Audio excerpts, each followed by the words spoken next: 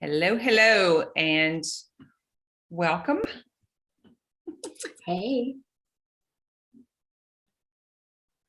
You know, Zoom, it's got to tell you all this recording stuff. Yeah. Hey guys, welcome. We are talking about self-healing masters. My name is Guillory. I'm an integrative mind body coach. Ashley is one of my clients. We actually met on Clubhouse. We were just talking about this. And we're here today to talk about Ashley's experience in self-healing masters and also what belief work has done for her, the work that we do in self-healing masters, because we have a belief boot camp virtual retreat experience coming up soon. And if you happen to miss this one and you're catching it like 2 weeks later, then we'll have another one coming up. So there'll be a link below for you to register for that. So welcome, Ashley. Would you tell us a little bit about yourself? Yes.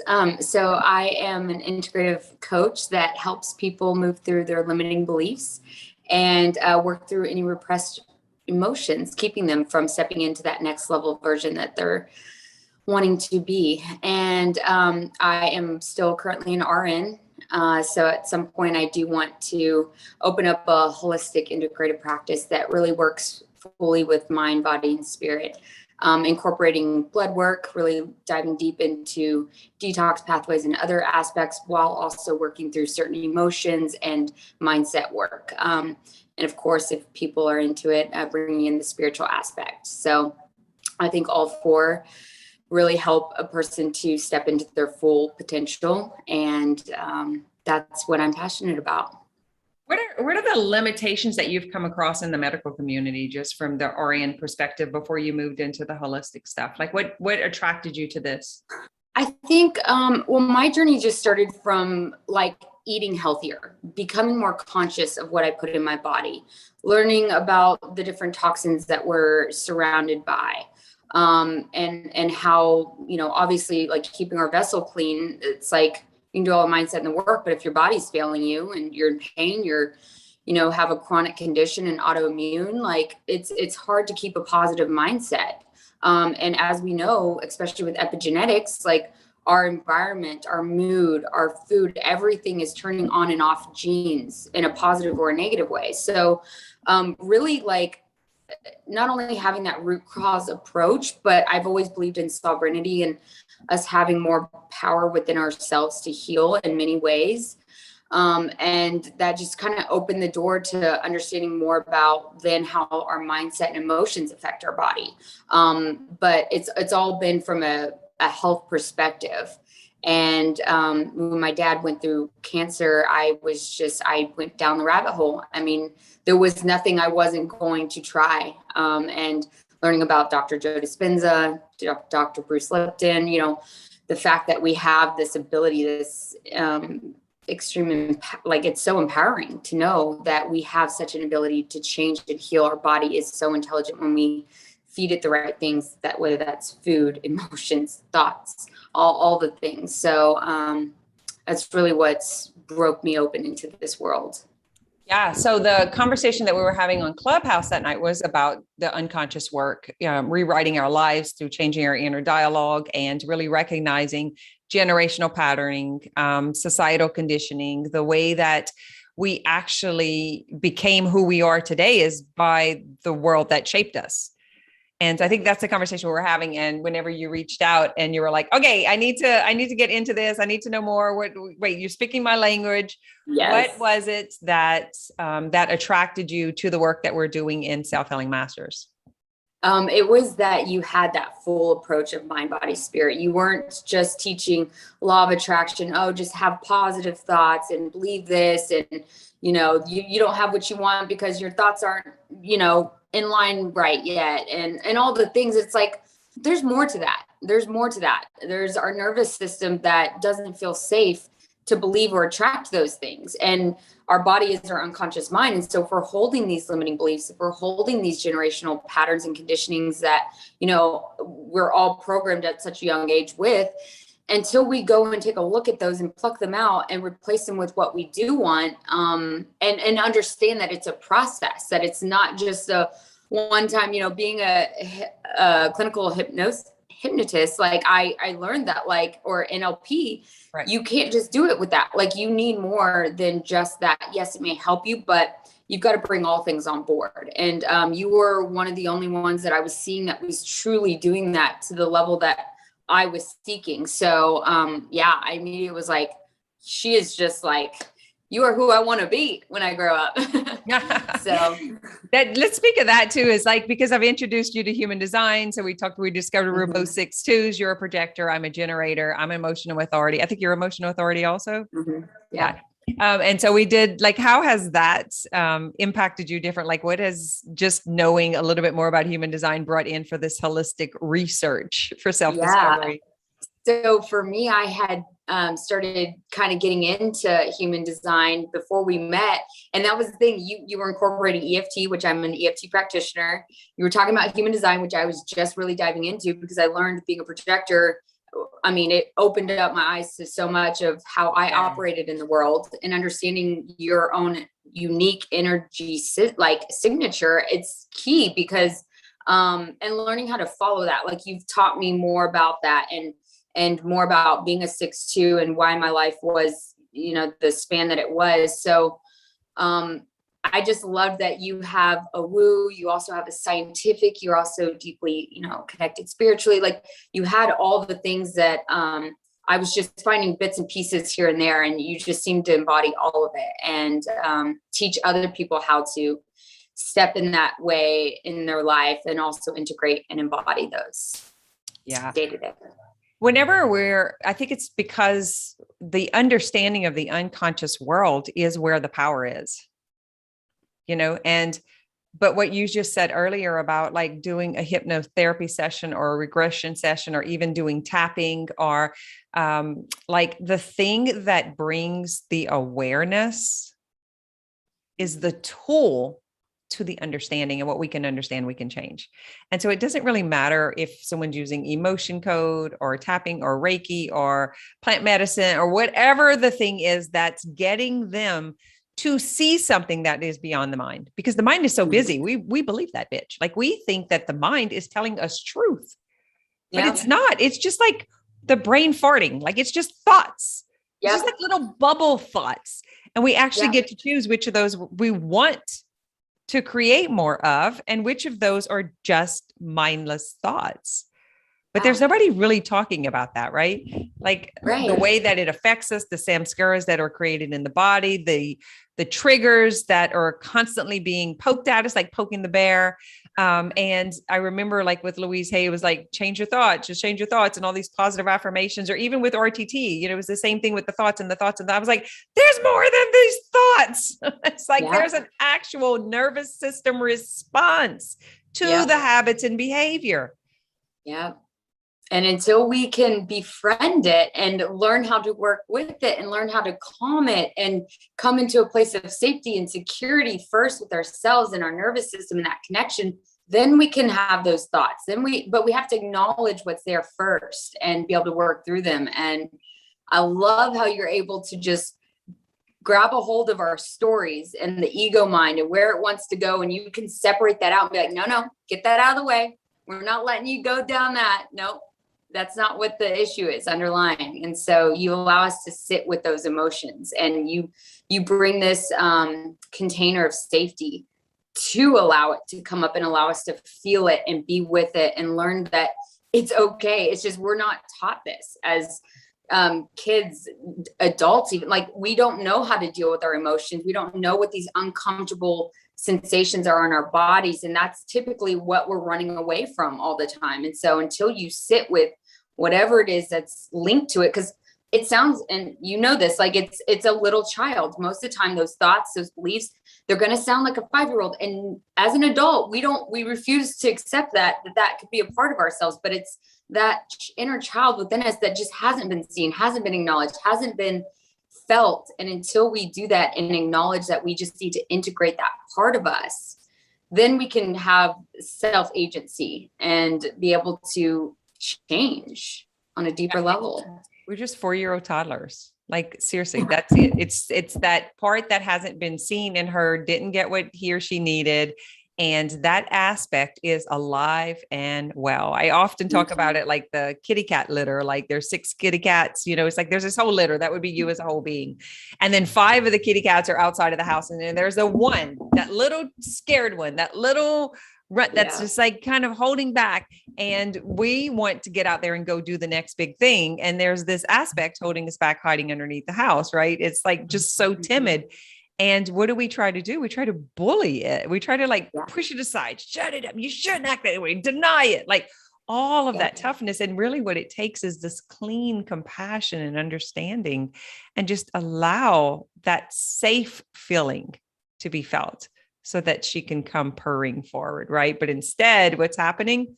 The same thing with all of the vaccines and all of this stuff right now. It's like everyone's feeling on attack. So of course we're going to build this militant wall within ourselves. Our brain is going to do that to protect us. Yeah. Yeah. And it's often how we were brought up and how our parents were brought up, and just how society looks at those parts of ourselves that just need love instead of more repression and pushing away and saying, nope, you're not allowed to feel that. You can't feel that.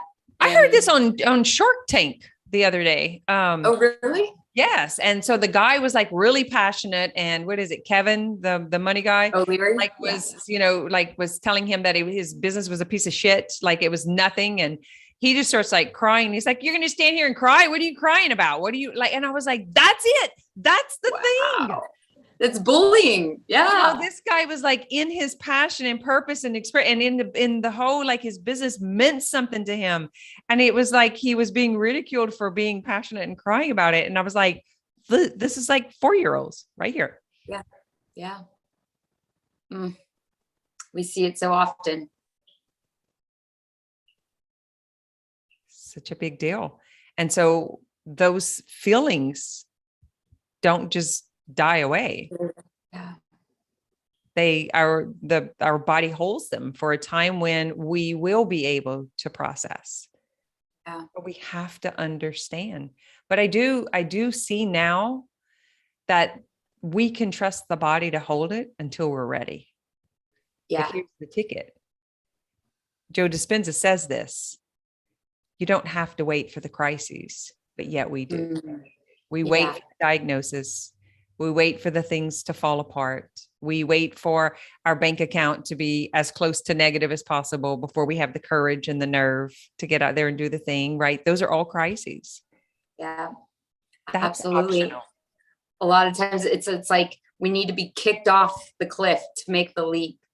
And because either it's because, we don't see the vision big enough, it's just not clear, or it doesn't seem as attainable enough. And so we'd rather just stay in our comfort zone, because it's that ego mind again, just saying, oh, it's much more safe here. We're comfortable here.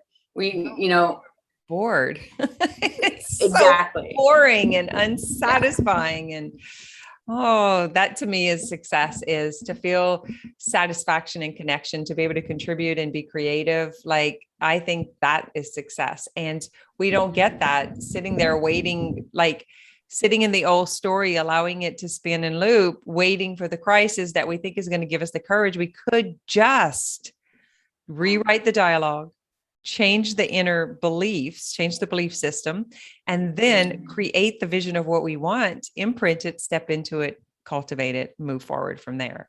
See, here's the thing, Kim, you have had a taste of what it's like to be a conscious creator. You've done the work, you've been through the shit and been onto the other side. Whereas a lot of people, they haven't. So they don't know the possibility. They don't know that exists. They don't know how to become that conscious creator. And that's why Self-Healing Masters and the boot camp that you're offering is so incredible, because you can take people through it to show them, they can see what is possible. And if we don't have that vision, if we don't have that clarity, of course, we're going to stay in our nice, cozy little den, even if it's boring and not, fully living, it's at least safe. So, and the mind can't imagine it. Let's be 100% honest. The mind can't attain what it can't imagine. And so if you've always been in that limiting belief or limited mindset, and it wasn't possible for you, even as a little girl, even as a little princess, even like if you were never able to imagine, you cannot attain it. Even if you were to attain it, you would destroy it. Yeah. Self-sabotage it. Yeah. You would not be able to hold on to it because you wouldn't be worthy enough to receive it. Yeah. And it wouldn't, like, the belief wouldn't be there. So it's like you need the belief to be like the glue. So I love that you're saying that, because do you think that that is something that we actually process and move through in Self-Healing Masters? Absolutely. You don't let us get past with these ego stories, and what most people don't catch as, they sound like reasonable justifications, and people are like, oh yeah, I get that. Okay. Yeah, you're right for feeling that. And it's like, let's go deeper. Oh, wait, nope. Let's feel these different things that's coming up for you, and look at how we can do it ourselves. You don't need that other person. We just want to say that it's that other person, or we need them to be a certain way for us to be okay. And it's like, no, we can learn to be okay without the external. And that to me is beyond powerful. And it just, how empowering is that to be able to know that you can heal on your own? Yeah, it was kind of coincidental that I realized that I had the ability to bring that portal down for people to have the different experience. That must be one of these, whenever they say like a 6'2", someone else will call out what your brilliance is, that you'll never know what it is. That must be the thing, because I did not know I had the ability to do that. That's just where I lived. Yeah. So as I would like share what I was going through or experience, and I'm like open head, open ajna, open throat, open root, right? So I can channel like a mother. And so as I was experiencing that, and then I started getting messages back from clients, and they were just like, oh my God, my heart, like it's physically hurts in my chest. You cracked my chest open. Like what's happening here? What's happening to me? And they started getting different, physical symptoms. It was materializing in their body. And I was like, holy smoke, this is powerful. Because they've never had someone to hold that space in that container for them to go that deep. And it's like, whoa, okay, there's the root. Oh, that's where my block stuckness is coming from. Yeah. It's powerful. So it was kind of, actually, it started with like 6 people. And then I was doing a retreat, it was like 12, 15. And then one day it was 30. And I was like, this is pretty cool. Yeah. I didn't know that other people couldn't imagine this. Like, I really didn't know that. But when we turn off our emotions, we think we're just turning off the sad, mad, disappointing emotions. But the real news is, the truth, big T, is that you can't turn off just some of them. You turn off all of them. Yes. So that inability to feel is the flaw of attraction. When you cannot, so you think about beliefs this way. It's like you think it's possible, right? That's using your head. Think, my mind thinks. And then there's, I feel like this could be possible, right? I feel excited. I feel encouraged. I feel the possibility, right? And then there's a whole nother level, and it's viscerally. It's when you're feeling it through the organs, through the cell, through the bone marrow, all the way through, so much so that you've actually become that new identity. And then you just practice that. The importance of the 28 to 90 days is practice being that. That's what sets the long-term change. Why do you think other coaches and gurus and people aren't talking about this? Is it that they haven't figured out how to explain it, that they don't think it's important, that it comes natural for them, or are they just selling the results? I think it's a mixture of all that. I think selling the results, they got there. They don't know how they got there, but they did. And they think they can just tell everyone follow this plan, but it's not necessarily right for them. But also maybe they just haven't done it themselves. They haven't seen the experiential effects of going through it themselves. And so they can't teach what they haven't been through themselves. Interesting.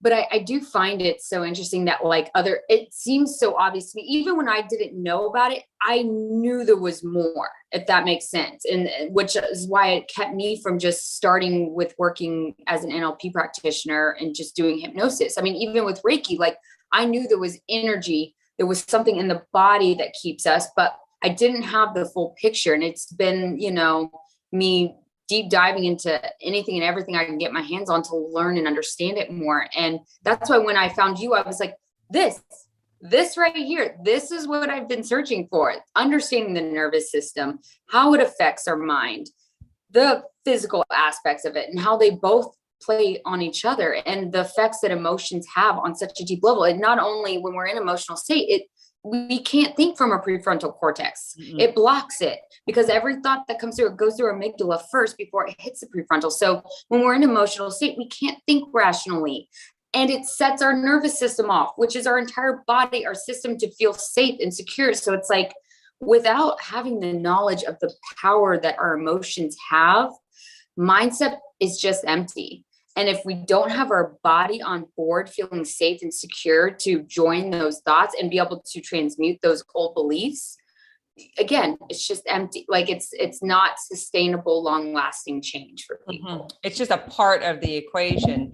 But then the disappointment from never actually getting to the other side, right? It's like never fulfilling or never like it's like going up that hill and you're just always in that spin of going up, going up, going up, going up, going up, going up, and it never glides. Never actually ascending. Failure to launch kind of thing. I love that you just said this, because that kind of does feel right. Like, so their belief, for some people, maybe their belief in the affirmation was so strong because they didn't have the limited beliefs or the unresolved traumas or the dialogue, whatever the story was that they have been taught.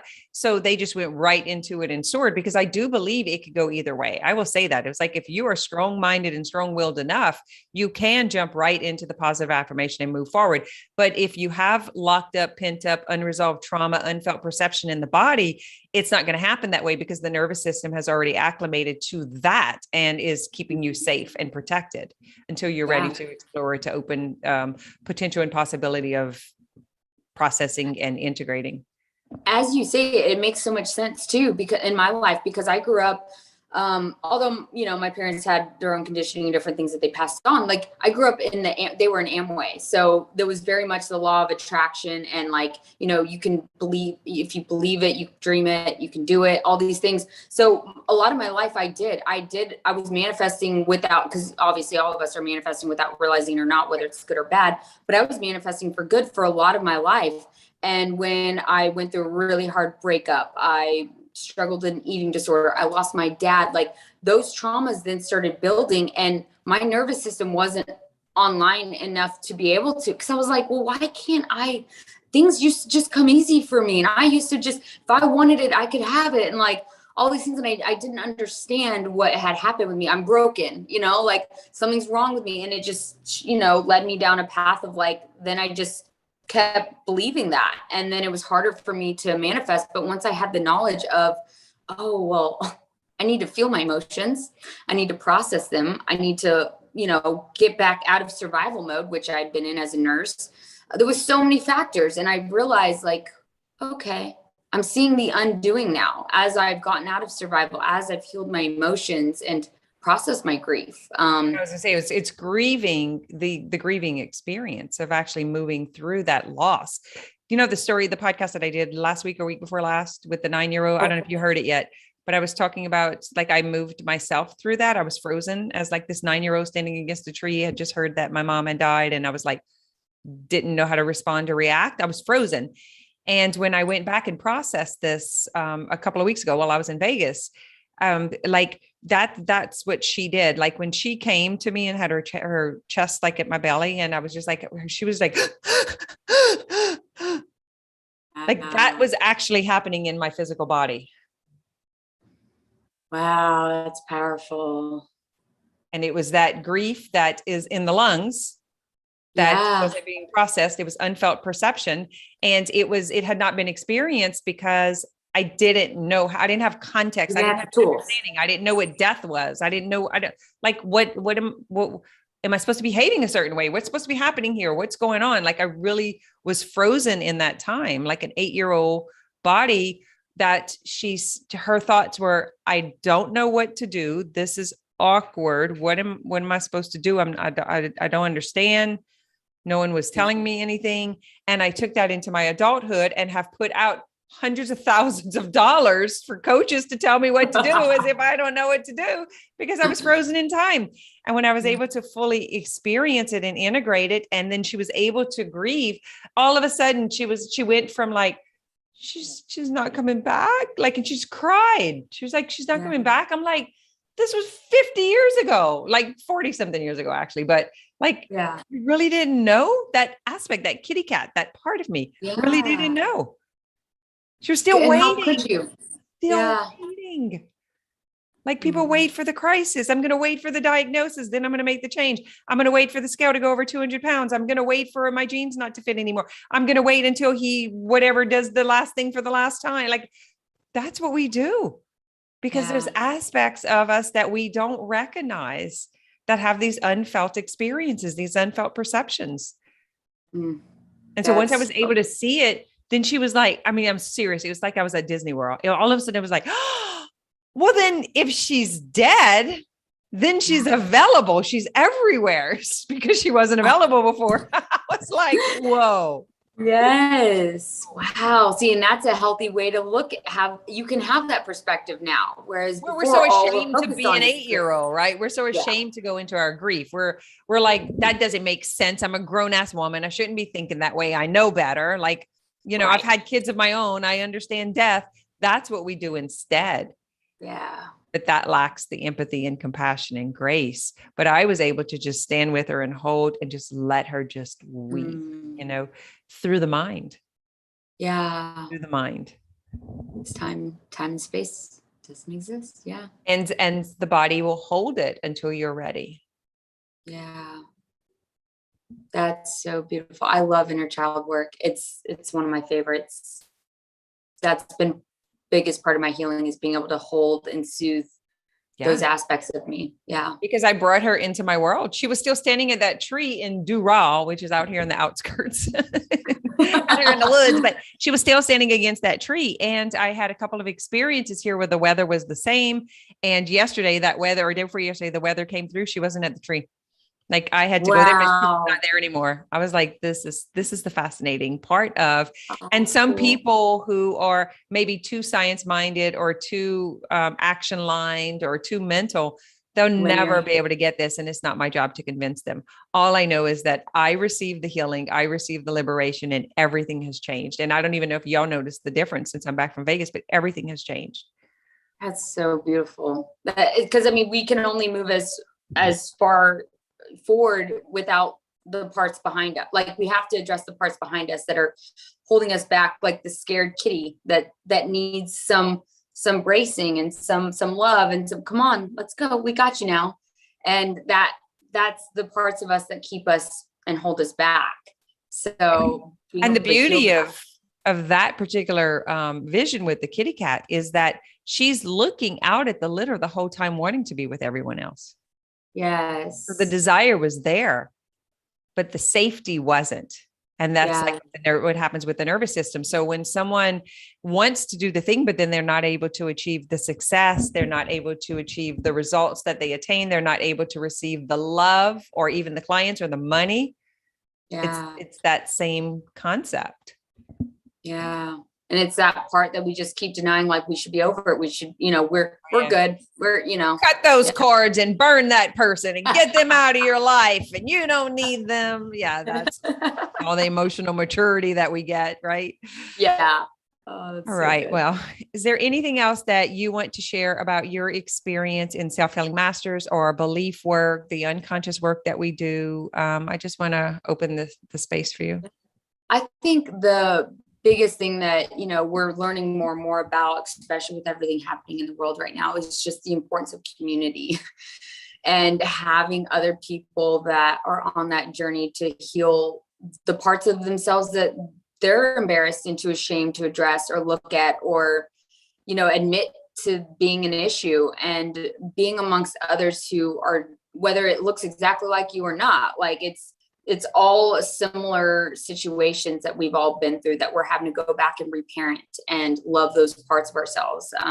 Parts integration it's so powerful. And so being able to be around others who can reflect back to us a healthy, loving acceptance and presence and know that we're not alone in it, is so huge for the nervous system to feel safe. And so I'm incredibly grateful for you, Kim, and just the community that you've put together and all the other women that are in the group, because it's allowed me to process a lot. Yeah. And one of the things that was really important to me is that everyone did not have to agree. I thought that was something that was not available. I'm in several communities, coaching communities, healing modalities, different things. And that's not so. You really have to watch what you say out loud and what you're even on vaccination or not, or whatever the whole COVID thing is, or whatever the next new political fight is. And that's something that has come, that because they'll send me private messages. I don't know if I can ask this in the community. I don't know if I can say this. I don't know who else is there and what they'll think about this question that I ask. And it's so important to me, which some people may leave because of that, but you can't make me choose. I can't. Like I've tried to be forced to already, with my own household or with clients. And I'm like, I've been accused several times about just writing that in between. And I'm like, I don't know. And I'm not afraid to say, I don't know. I don't have an opinion, and it's not my preference, and it's not who I sleep with at night, and it's not who I wake up to in the morning, and it's not my life. Why would I be the person that's trying to give advice? But I'm here to listen, and I can take you back to yourself. That I know I can. That is so powerful that yes, I 100% agree. You believe in bioindividuality, and you believe in helping people find their center and their truth. And the fact that love unites us, and that's the most important. And whether that triggers someone of whatever someone's belief is, most people in the group, I feel, will realize, okay, well, this is my trigger. How can I work through this? We use whatever comes up for us to better ourselves, and it just brings more work for us to work through. And I think it's incredible. The topics are the catalyst. Yeah. The triggers, the sensations that come up are the work. Yeah. And how can we fully receive the shadow, not be afraid of it, have it come and sit on our lap, and be a part of it, so that we can explore those fears, and we can explore ego and just all of the stuff that's been trying to protect ourselves, that's actually stopping us from experiencing the thing that we really want to experience. Yes. All right. I'm looking at the time, so I think we're okay. Yeah. I've been committed to not, making these an hour long. I want to thank you for coming on. We will put your contact in the show notes. Ashley does transformational work. She uses hypnosis, breath work, embodiment, dance, EFT, quite a few things to help you overcome whatever the limiting belief is, and then work through changing it on a practical basis. So it's not just about finding out what the problem is, but literally dissolving and resolving it. So where are you based at? Dallas, Texas. Dallas, Texas. All right, my friends, until next week. Thank you, Ashley. Yeah. Thank you. It's been